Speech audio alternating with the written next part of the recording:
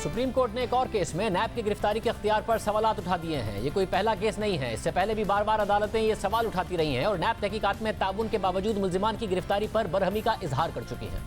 गुज़िश्ता रोज supreme court के senior तरीन जज जस्टिस उमर अता बंदियाल की सरबराही में जमानत कबल गिरफ्तारी की दरख्वास्त पर समाअत हुई। दौरान समाअत दरख्वास्त गुजार के वकील शाह खावर ने दलाइल दिए कि दरख्वास्त गुजार के खिलाफ नैब तहकीकात मुकम्मल करके रेफरेंस दायर कर चुका है, जबकि एहतसाब अदालत मुल्जिम पर फर्द जुर्म भी आयद कर चुकी है। शाह खावर ने साबिक चीफ जस्टिस आसिफ सईद खोसा के एक हुक्मनामे का भी हवाला दिया, जिसमें चीफ जस्टिस आसिफ सईद खोसा ने इन्हीं बुनियादों पर नैब के एक मुल्जिम को जमानत कबल गिरफ्तारी दे दी थी।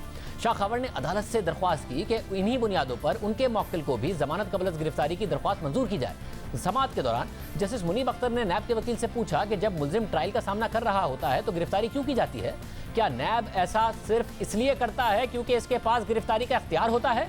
क्या यह कानून में बदनीयती नहीं है? नैब वकील ने जवाब दिया कि अगर ये उसूल मान लिया जाए तो सब मुल्जिमान को जमानत मिल जाएगी। समाअत के आखिर में बेंच के सरबराह जस्टिस उमर अता बंदियाल ने फरीकैन के वकीलों से कहा कि नैब गिरफ्तारियों के मामले पर अदालत की मुआवनत करें, साथ ही दरख्वास्त गुजार की अबूरी जमानत मंजूर कर ली।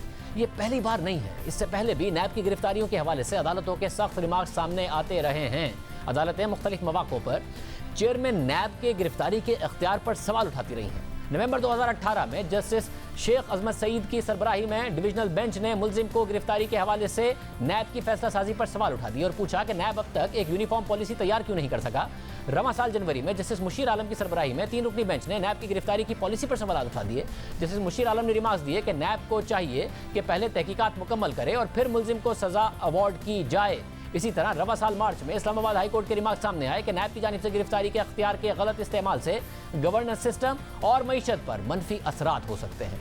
इसके अलावा हाल ही में सिंध हाई कोर्ट ने MDPSO तैनाती केस में शाहिद खान अब्बासी और दीगर की जमानत से मुतालिक तफसीली फैसले में ऐसे ही खदशात का इजहार किया। अदालत ने अपने फैसले में लिखा कि यह तयशुदा कानून है कि जब तक तहकीकाती इदारे की बदनीयती साबित न हो जाए, गिरफ्तारी से पहले जमानत नहीं दी जाती। अदालत ने यह महसूस किया कि शाहिद खान अब्बासी मौजूदा वफाकी हुकूमत पर खुल्लम खुल्ला तनकीद करते हैं। उनके खिलाफ एक रेफरेंस दायर किया गया जिसमें वो 7 माह कैद में रहे, फिर इस केस में उनकी जमानत हो गई और उसके बाद ये रेफरेंस दायर कर दिया गया।